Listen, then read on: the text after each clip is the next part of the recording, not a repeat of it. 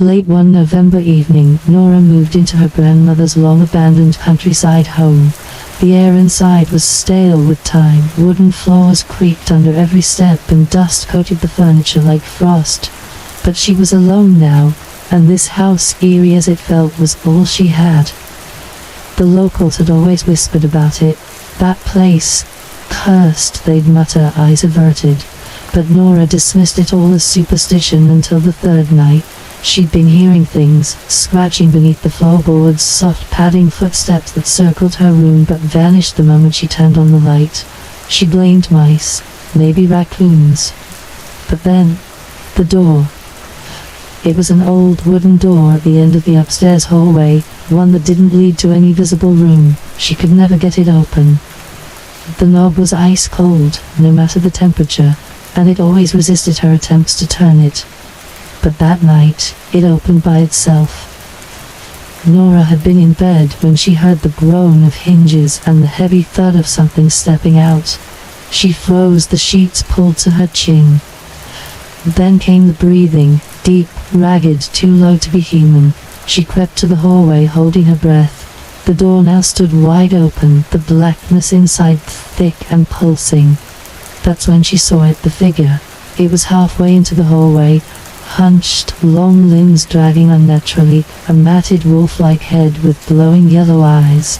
Its skin was tight, stretched over bones, ribs visible like bars in a cage, and when it smiled, yes it smiled, its teeth were wrong.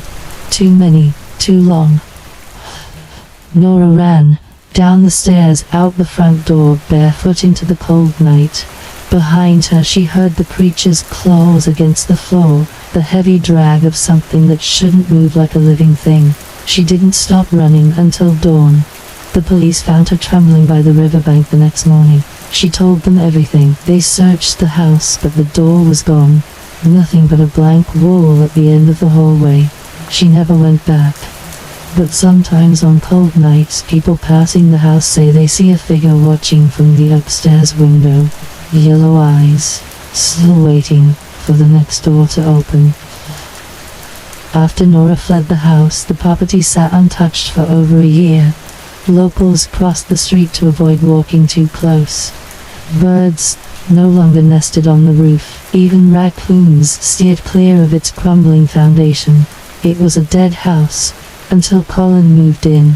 A freelance horror writer from the city, Colin had been looking for inspiration and a cheap place to stay.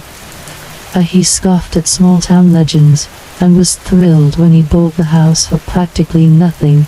He even found Nora's story online, and laughed. Perfect material, he typed into his blog. But he didn't laugh long. On his fourth night, while sorting through dusty attic boxes, Colin found something bizarre. An old hand mirror, wrapped in flannel, etched with symbols he didn't recognize. When he unwrapped it, the room chilled instantly. The mirror's glass shimmered not with his reflection, but with another hallway. A different one, the same door at the end. Except this time it was already open. He dropped the mirror. It didn't break, but from then on things began to happen. Scratches appeared on his walls. His laptop would randomly type sentences by itself. Open quote, "Don't look at the door. It knows you're watching. It can smell you now." He tried to leave.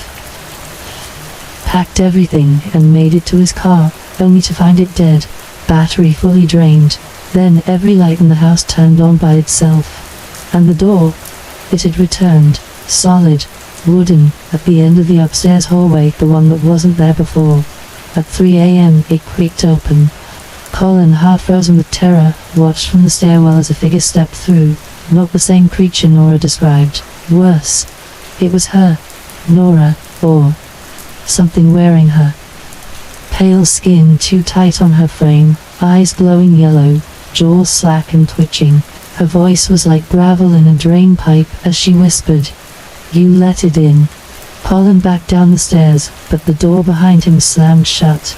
When police were called days later by concerned neighbors, they found the house empty. No Colin, just his laptop open to a blank document, until the cursor began to move. Open quote, "It knows how to look like you now. And it's looking for a new home." Close quote. The screen flickered. The door behind the officers creaked. To this day, no one who enters that house ever comes back out the same, if they come back at all. Some say Nora never escaped, some say she was the first one it copied, and now it's still learning, one shape at a time, maybe even yours.